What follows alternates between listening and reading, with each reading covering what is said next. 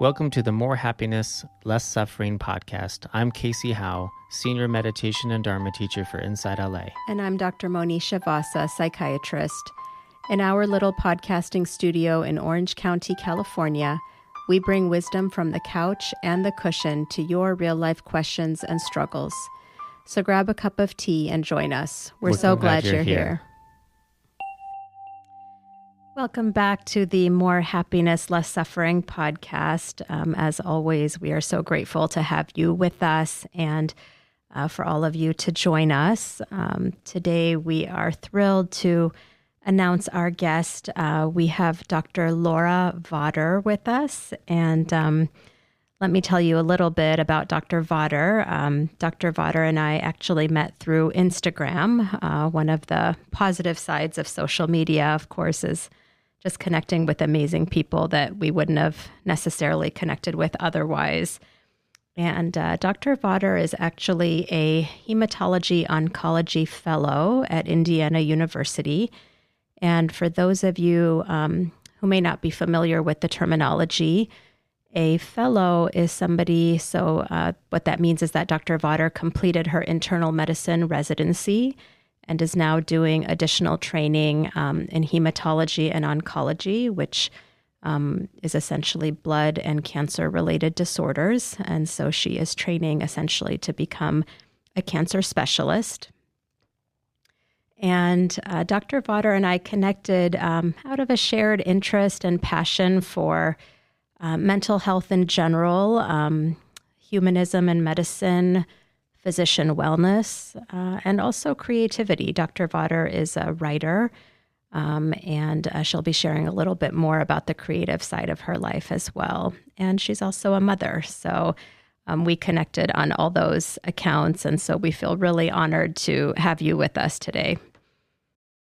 Thank you so much for having me, Monisha and Cayce. I'm so grateful to be here.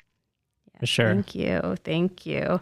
So maybe let's just begin as we usually do when we have our guests. Like, we'd love to just hear a little bit more, just kind of about you, like where you grew up and, maybe your path to medicine and, maybe what drew you specifically to hematology and oncology in particular. Sure. So my parents are both from a small town in Minnesota called Hibbing, Minnesota. They were high school sweethearts, met there, and my dad is an engineer and works for 3M, and because of that, we moved around a little bit when I was a kid from Minnesota, kind of through the Midwest, and then we came to Indiana, and my mom kind of had this moment in her mid-30s where she said, I want to go to med school. She was a med tech for many years, and then she had 3 children, and she said, I want to be a clinician. I want to see patients, and I'm going to go to medical school. And so because of that, my family essentially kind of transplanted to this very small town in Indiana, and my mom went to medical school for the next 4 years and then did her residency training, and I essentially finished the rest of my childhood in this very rural part of Indiana. And subsequently, I did my college education at Notre Dame, and then my husband and I met there. We moved to Pittsburgh for a period of time where my husband's from, and then I pulled him back to Indiana for medical school and residency and fellowship. And, I'm very rooted to this place now because of my family. And, of course, it's not the most exotic place, but I think there's something, being grounded and being surrounded by people who you care deeply about. There's such a gift in that. And so for that reason, I'm now I'm the nearly lifelong Hoosier because of my mom, and so that is kind of my background. And in terms of why I chose oncology, we had a very close family friend who was actually my volleyball coach in this small town in Indiana since I was a kid. She was diagnosed with metastatic colon cancer in her 40s. Wow. And at this point in time, she was already, coming over to our house for Thanksgiving. We were just very close family friends. And when she had this diagnosis, I was in high school. She knew I was interested in medicine, and that was partially, a big reason is my mom kind of brought me to the hospital and took me on rounds and took me to the nursing home, took me to her patients' homes, right? My mom's a primary care physician, and so I had this very early experience in medicine. And then this close friend was diagnosed with this terrible illness, and she said, her name is Kim, and she said, you're interested in medicine. I want you to observe my surgeries if you'd like to. I watched her surgeries in the OR. I went to chemotherapy with her. And she survived from this diagnosis for 4 years. And then she, unfortunately, she passed away when I was a sophomore in college.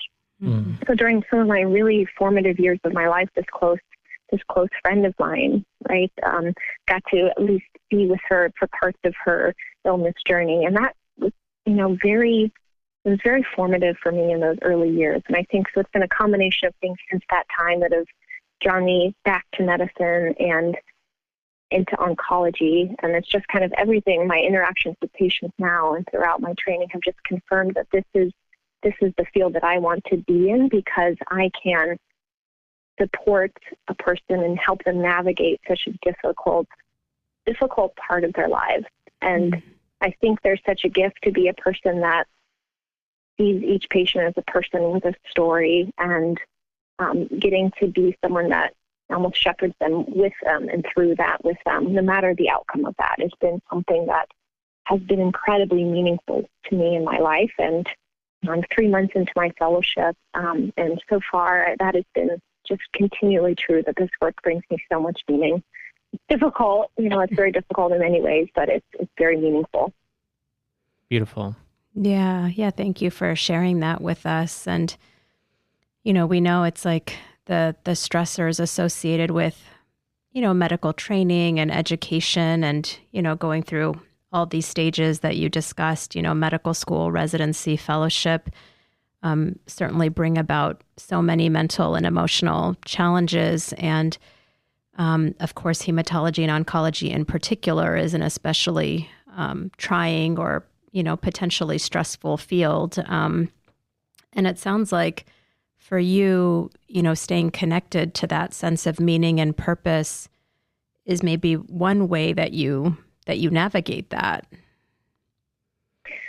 Absolutely. I feel like during my intern year, you're an intern, it's your first year right out of medical school, and you are so cognitively overwhelmed by the amount of knowledge you don't know. And so it can be hard to connect with your patients, and it can be hard to connect with your purpose. And I really felt like that during my intern year, where I just felt like I had these lists of tasks that I had to check off, all the documentation and all of these things. I really wasn't seeing I was seeing my patients, but I was with them for such a brief period of time, and I was up in my head for a lot of that, of thinking about what tests do I need to order and what imaging studies and what am I going to choose for their plan, that sometimes I was just missing it. I was just completely missing out on that moment of, this is a human being in front of me that I can connect with. And not only is that protective for me as a clinician to connect with my patients, it's protective for my patients, right? There's so much benefit that I have found throughout the subsequent years of my training, that if I just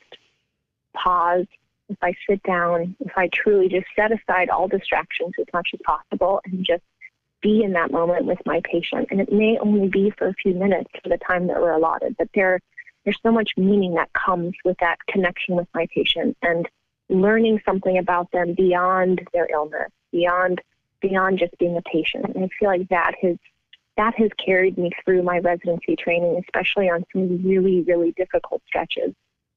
And I absolutely agree that has been, of the things that I've learned in my training, I think connecting with my patients, seeing them as human beings and caring about them, that has helped me to stay connected to this work and want to come every day and keep doing this work, even when it's hard.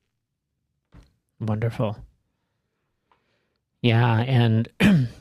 And maybe you could speak a little bit to your own process of a little bit more about being with your own stress and whatnot that comes up. We spoke a little bit before we jumped on about meditation, and you were mentioning how meditation has assisted you personally. So maybe you could speak to that for a moment.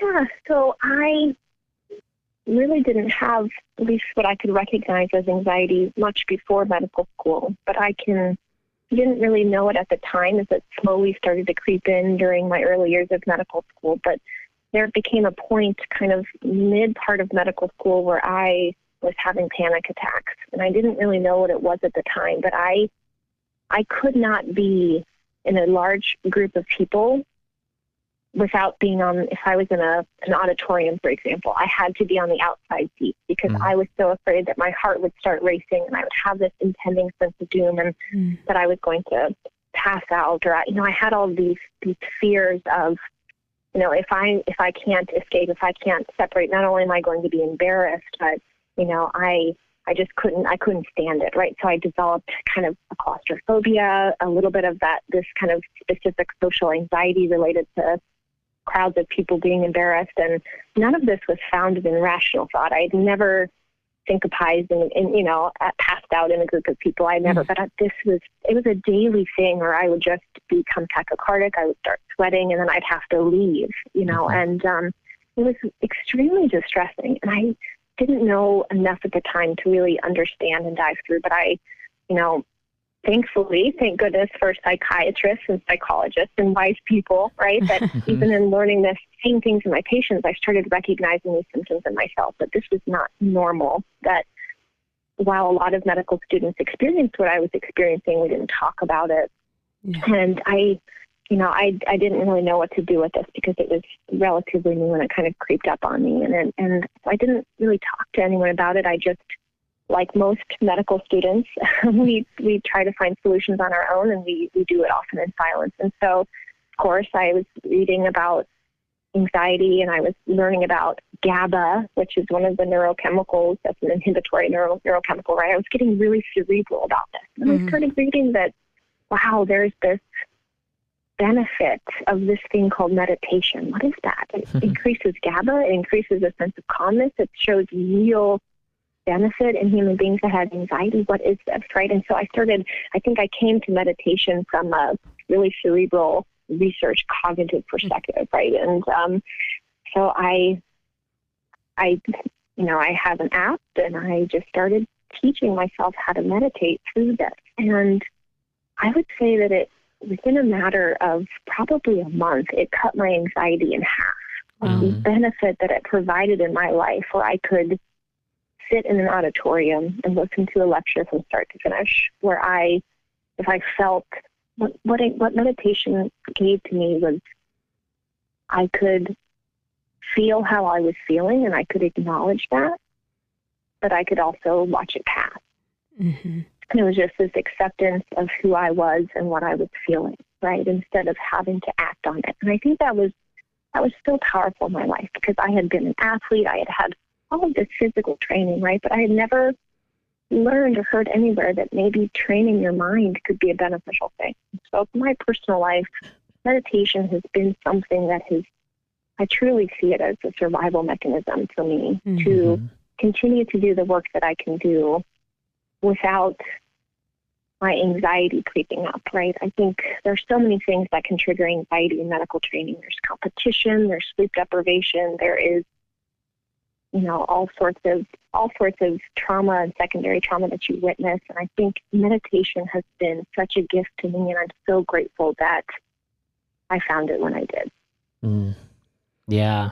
Grateful that you did too, because it's like you're helping so many people. And if you're not, centered and at ease, it's really hard to transfer that over. And I think, Monisha and I, we talk about this all the time of like, where is the training about this? And, Dr. Vasa is very committed to helping out medical students and whatnot, and, assisting in these ways. And going back to school, like, where's I call it like the Thought 101 class, because like our thoughts are so powerful. Thoughts, emotions, and body sensations are incredibly powerful. The three ways we process our external reality, internally, is just those three things. And yet, even though they're the most powerful things that we experience, we don't know how to work with them. Like, it's the same thing with, police officers not getting any emotional de-escalation training or something. It's like, these are so important.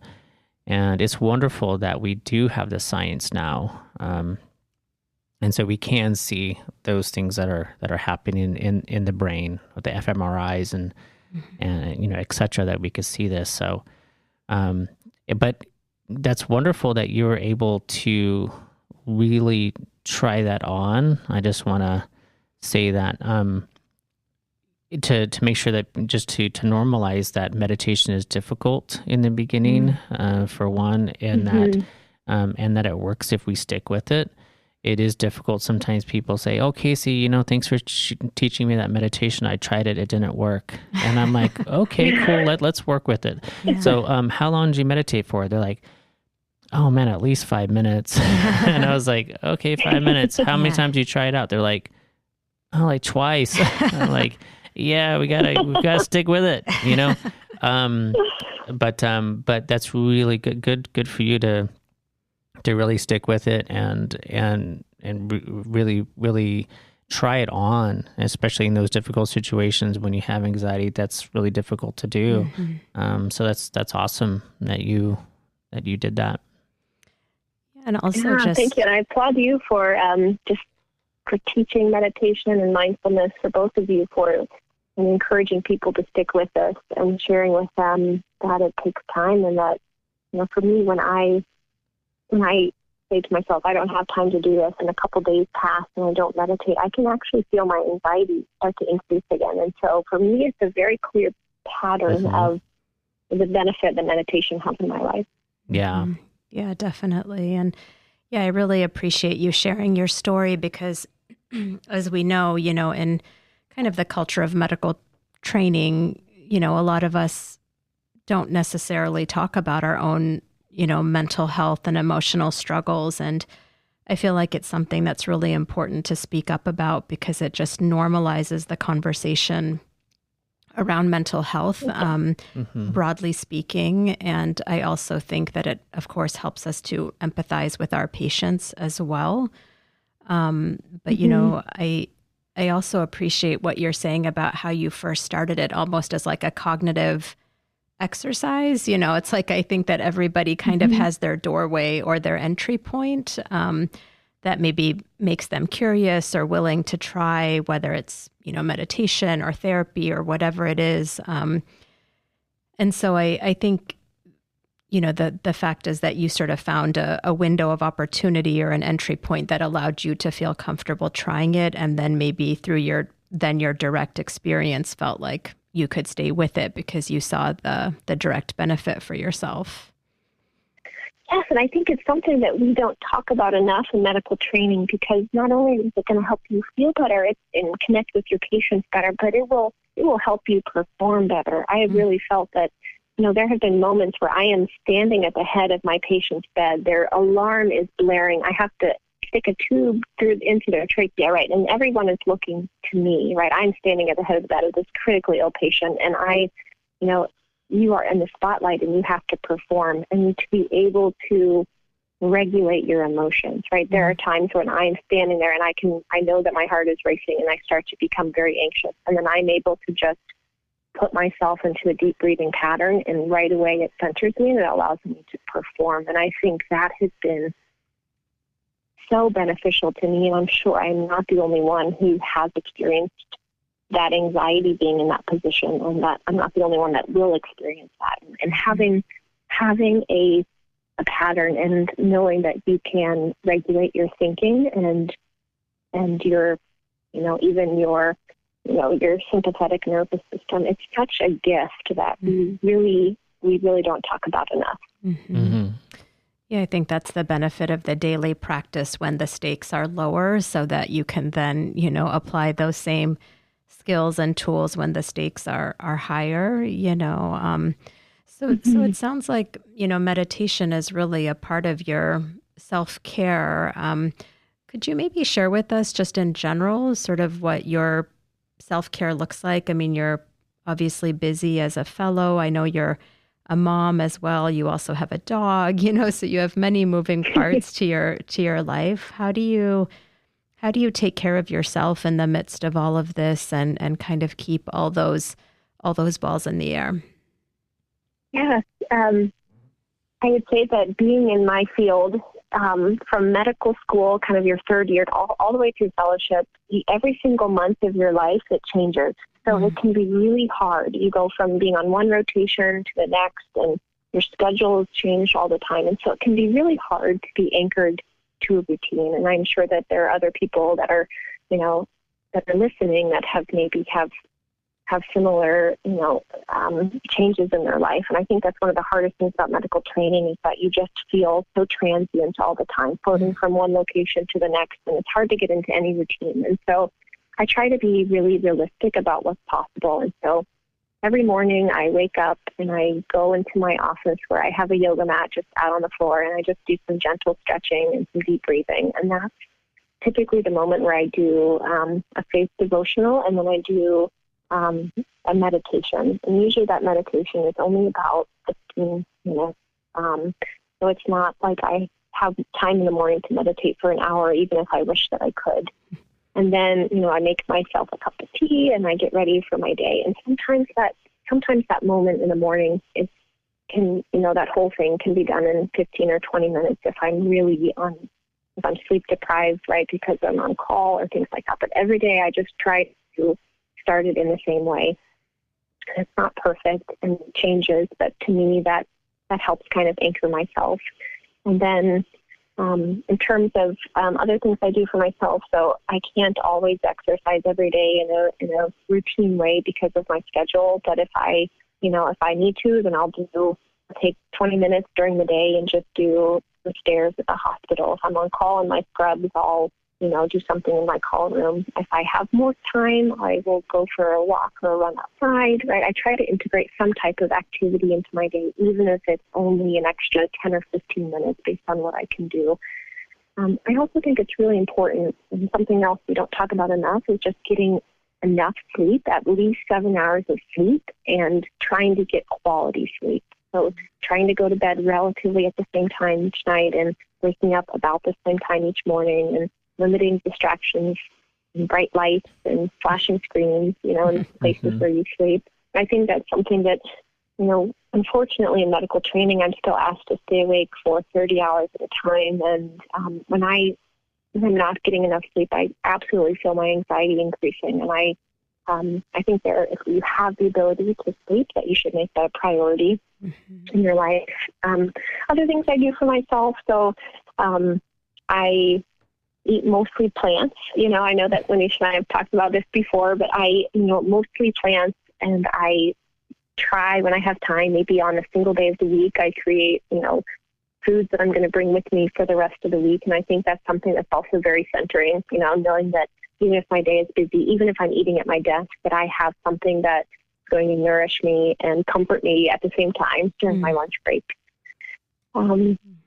And I think another thing we don't talk about enough is just having strong relationships. We know, Harvard has studied this for at least 60 years in the Harvard study of adult development, that social connection is essential for your health. That if you are socially isolated, meaning you don't have someone you can count on if you're in crisis, if you have financial crisis or you go through something traumatic, right? Having a few people that you can rely upon when you need them, right? That is just as bad for your blood pressure to be socially isolated as just as bad for your health as having high blood pressure or smoking if you're socially isolated. And so that's something else that I've learned throughout my medical training, that even when you're busy, even when so much else is going on, or you have ambitious goals, fostering your relationships, taking time for the people in your life that, are a part of your life, laughing with them, pouring into their lives, that's really, I see as a key component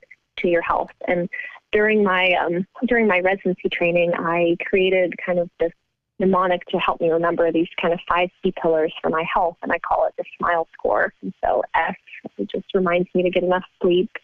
M is move my body, even if it's only for 15, 20 minutes, ideally more, but move my body every day. The I stands for inhale and exhale. So for me, this is my self-reminder to meditate.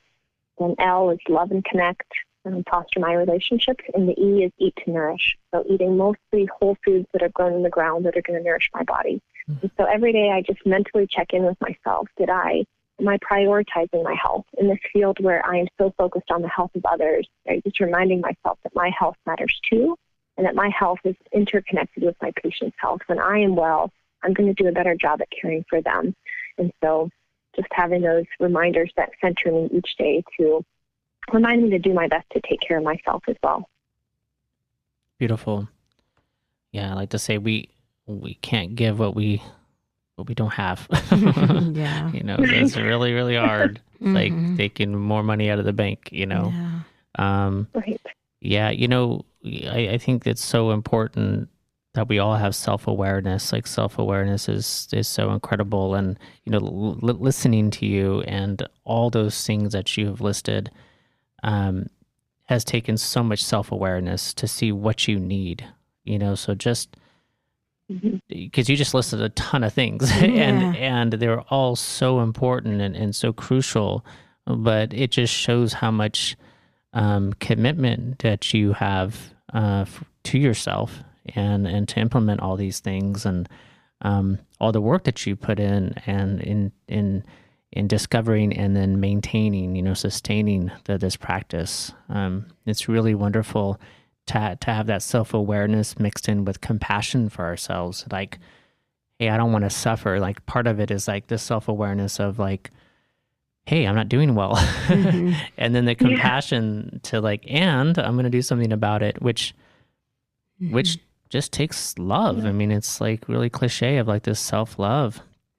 Like when we say self-care, it's like, a lot of times we'll really care for others, like it sounds like 99% of your day, and 100% it could be of just taking care of others. And then what about you? What about taking care of yourself? So yeah, just kudos on that. Such beautiful things that you've mentioned. And just by the way, Laura's going to share her Instagram later, I assume. And she has a post on the S.M.I.L.E acronym on there. And so, yeah, so if you didn't catch that, you could revisit it. But I love that acronym. Those are so important, just pillars, of daily health. Yeah, absolutely. Yeah, just giving yourself grace. So if, you reach a point where you're not prioritizing your health, just saying, today is a new day to start over and I don't have to be perfect, but this is, just with the goal of reminding yourself that your health matters too. And in healthcare, we have this privilege of seeing many patients who have kind of lived their lives without taking care of their health. And you see so much unnecessary suffering with things that could be of course, not everything can be prevented, but many things can be prevented. And I think that is a continual reminder to me too, that there are so many, that prevention is so key and can prevent so much suffering moving forward. Yeah. Yeah, a couple of things that you said really stood out to me. Like I think what you said about how our own health is related to the health of our patients. I think that's so true on so many levels. That when we take good care of our own mental and emotional and physical and spiritual health, that translates into how we care for others in both direct and indirect ways. And I think, sometimes even if patients aren't explicitly aware of those practices, I think on many sort of energetic levels, they can feel that from us, So I love that you're modeling this. Essentially you're practicing what you're, preaching to your patients as well. And also just your emphasis on kind of small steps, that it could just be 10 minutes in the morning. It doesn't have to be. Sometimes I think when we think of self-care, it almost becomes an additional sort of performative thing that we try to do, or we get kind of self-critical about it, like, oh, I didn't do X, Y, and Z exactly in the way that I wanted to. And so, what you said about just that even small steps count and really looking at the big picture and giving yourself grace when you're not able to necessarily get it all in exactly the way that you want to, that it still matters. Right. It's so funny. We see so much of this, you need a morning routine and it needs to have all of these components, these 15 things put into one morning. And you're thinking, do these people have jobs? Do they have kids? Do they have other responsibilities? Like I can't, and I think being realistic is really the only way that for myself and my medical training that it's been able to be sustainable. And I have ways that if I have extra time, so if I have a little extra time at work, I always take my computer with me. I do journaling. I work on some of my creative projects. If I have time in the evenings, and I usually do, especially when it's warm, we go for a walk, and that's very centering to me. I write more in the evenings. I read. I have these other practices that if I have time, I can pick them up, but I also know that that's not possible every day. So I at least have one thing every day for at least 15 or 20 minutes that I know that's going to ground me, and I think that's really helpful when the rest of my world feels very chaotic. Yeah, absolutely. Absolutely. And so important, as Cayce mentioned, those self-awareness, practices being critical in terms of knowing when we need that grounding, especially in these times when everything really feels so upside down. But yeah, maybe tell us a little bit more about your creativity. I know one of the things that kind of connected us is our shared, love of writing and narrative medicine. And that's, a big part of both of what we both share on social media. So yeah, tell us a little bit about kind of your creative practices and what that looks like for you. Yes. First of all, I love your book, S.M.I.L.E. I pick that up sometimes in the evenings and just read a poem or two. It's just so beautiful. And Cayce, I'm looking forward to, reading some of the things that you share with your poetry as well. For sure. I think there's a gift in reflection and a gift in journaling that, for me, has really helped me see my patients as people and learn their stories and reflect on my patient care more than just from a scientific problem-solving type of perspective. And that's really what writing has done for me. So I started, and it also helps me to cope with what I witnessed. I was pregnant as a third-year medical student. My husband and I started medical school a little bit later than most, and we decided we wanted to start our family. And so I was pregnant as a third-year medical student, and I was on my OBGYN rotation, and there was a woman who had a miscarriage around the same. Baby was about 22 weeks, and I was about 22 weeks pregnant, and she had to deliver her child, right? And I witnessed this, and I watched her hold her baby, that had died. And there was just so many emotions and so much trauma in that encounter that I witnessed that I did not know what to do with it. And, I'm sure that I journaled a little bit before that, but that was really when I started writing. And I really just started writing down the emotions and the things that I experienced that I couldn't get anywhere else. Really. And so I think some of your audience might have heard the term narrative medicine or parallel charting, or maybe not, but it's this idea that, we're seeing patients as people, and there are going to be emotions that are evoked in our encounters and entangling our lives with other people, and that cannot go in the medical record, but that needs to go somewhere. And so through this process for many years, it was just me journaling my thoughts as I was going through medical training. And then it has become much more than that. It has become sharing some of my patients' stories in a way that is respectful to, of course, protecting their identity and the details of the story, and also advocating for them.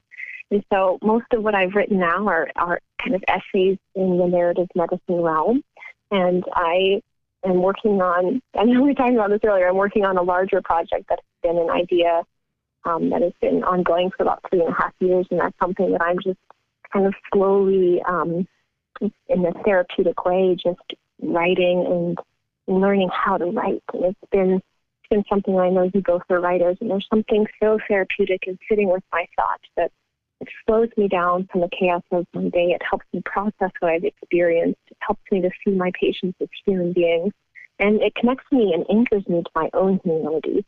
And for that reason, writing has been one of the greatest gifts that I have really discovered in the last 5 years or so. Yeah, that's fantastic. You brought up so many good points there, but really it strikes me, one of the things that I talk about with the med students and residents that I work with, from a physician health standpoint, is really allowing ourselves to actually be changed by these encounters that we have with our patients. I think sometimes in medicine, especially earlier on in our careers, we're so afraid to open up emotionally and to actually be impacted and moved and affected by the stories that we take in.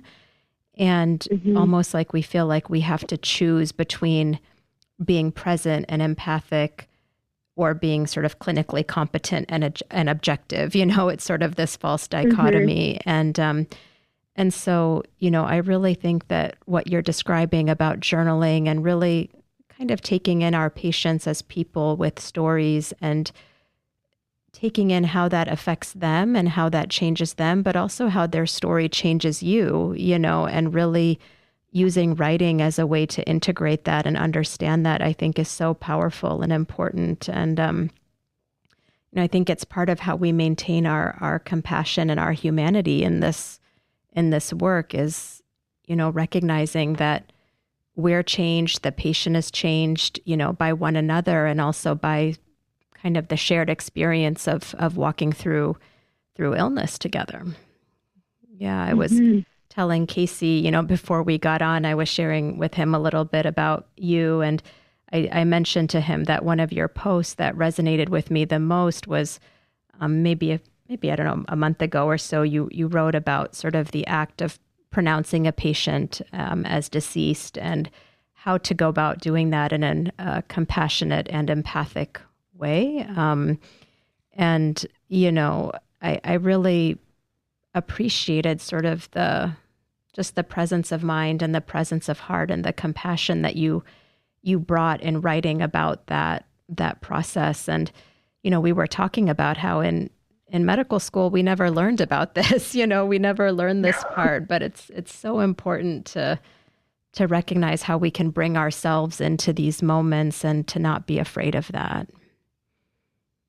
And I to bring it back to, mindfulness and being present. I think we should strive to be present in all aspects of our patient care, and that includes, having compassion in death and recognizing that there are other people, other family members that will benefit from our, how we treat their loved one in life and in death. And there's something, like you said, there's something missing in medical education where we learn how to treat a patient that is deceased based on how we treat our cadavers, right? And,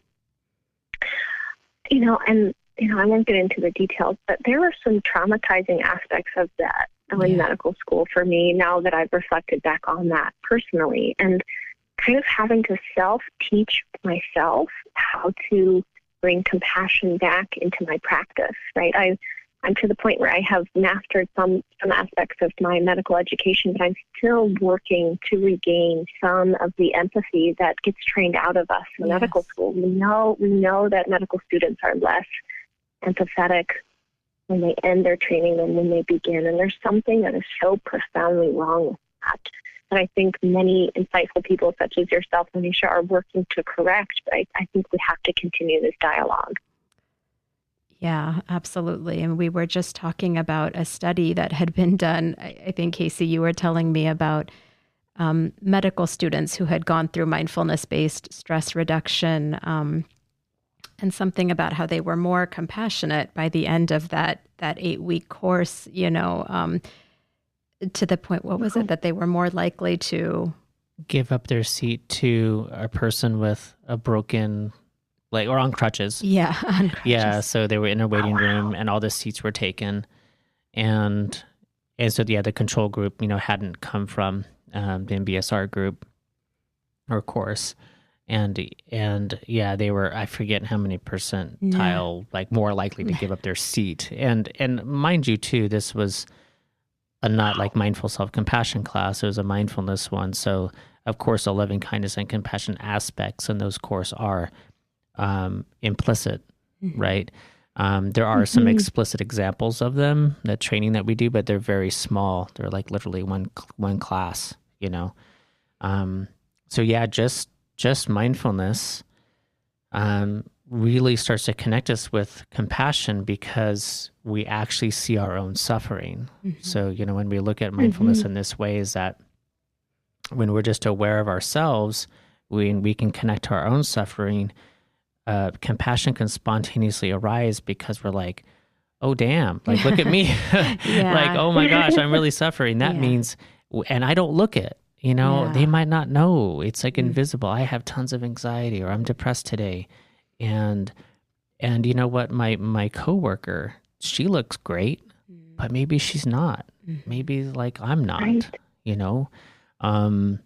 and so there's that connection, that connectivity starts to arise for self and others. That's so fascinating. I know. Yeah. And I made the point when he told me that story that I was like, gosh, it's kind of sad that in a way, medical students, that we have to, I guess, still reconnect with that part of ourselves. But it's true that, as you said, I mean, to some extent, it does get trained out of us almost as a survival mechanism or strategy or self-protective mechanism. And yet I think because that's one of the reasons that many of us go into medicine to begin with, reconnecting with that compassion on some level is perhaps one of the main things that's going to keep us sustainable in this work long term, So it's just it's like we lose it and then we have to find it again or find a way to actively cultivate it again if we're to sort of stay in this work. Yeah, that's really profound. Thank you for sharing that with me. I think that there is, I've seen in myself this term compassion fatigue, which means that you're a compassionate person, but that, that compassion fades with either a long period of time, or for me, I would see myself on a 30-hour call, and the first admission I would have, I would be sitting and present and, taking care of them and in a really intentional way. And then as my sleep would decline and as my stress would increase and the number of tasks would increase, right, you can feel your own self-compassion, your own compassion for others, decline. And I think having mindfulness and being able to check in with yourself and check in with your emotions is a really key thing. And being able to give yourself mechanisms to kind of reset your kind of your physiology is a really powerful thing, especially when you have really stressful days, and it allows you to be more intentional with how you go about your day. Yeah, absolutely. Yeah, thank you. Yeah, I feel like we could continue talking for so long. I think we're going to have to find a way to have you come back and for us to continue the conversation. But, for our listeners, how can they find you? What's the best way for our audience to find your writing and just all the beautiful things that you share, more information about the S.M.I.L.E score as well? So I have a number of things in the works. So I think the best way that I'm probably most active on Instagram. I'm also on Twitter, but less active. But on Instagram, you can find me at Doc Laura Vater, just one word. And I also have a website that's either linked on my Instagram or it's just lauravater.com. And as I write and publish things, I'm trying to update that. And I've got more information about the S.M.I.L.E score up there as well. And you can reach out to me anytime. You can, give me an email through either of those platforms, and we'd love to connect.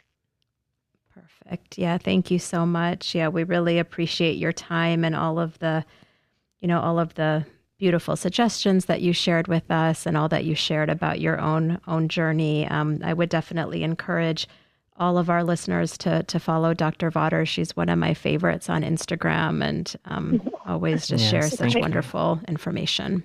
Thank you so much. Okay. So insightful and just wonderful. And it's Dr. Vater with a V. Yeah. V as in Victor, Ater. Yep. Yep. Yeah.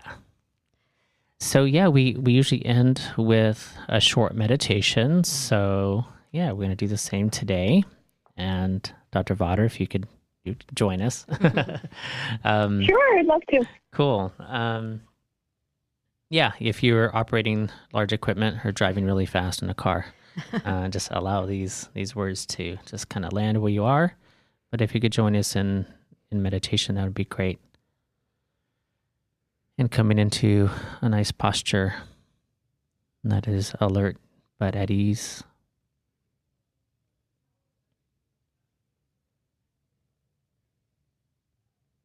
And what's coming up for me today is just the word gentleness.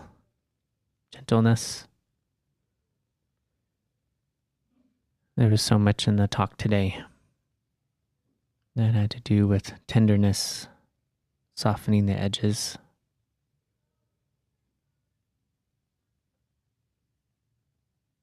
So just hearing those words, gentleness,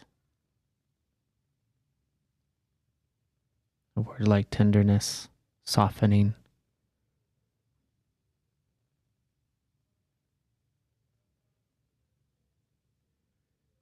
Just seeing what happens in the body, the mind, the heart.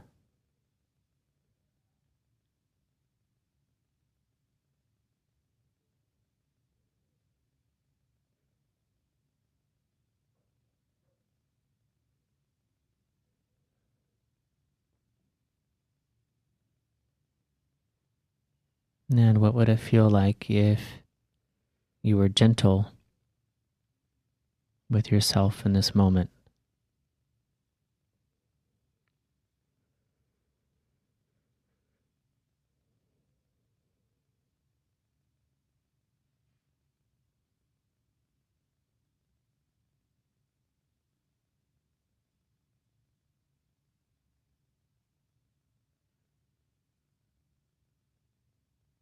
And what about meeting the moment itself with gentleness?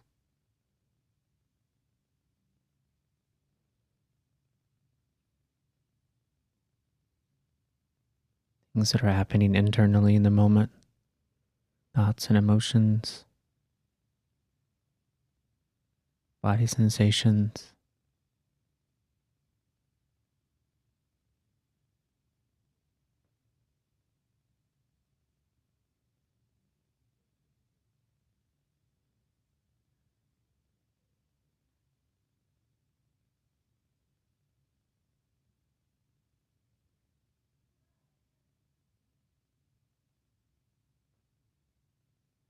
And anything externally that may be floating through your awareness.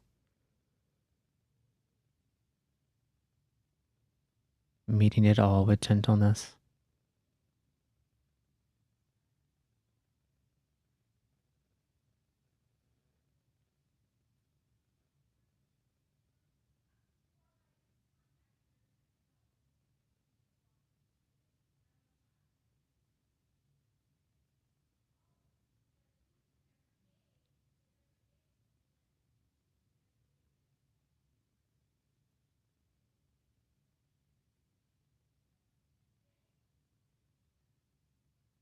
And then just wishing that all beings can meet themselves in their situations with gentleness. May all beings everywhere without exception, may they all be happy and free from suffering.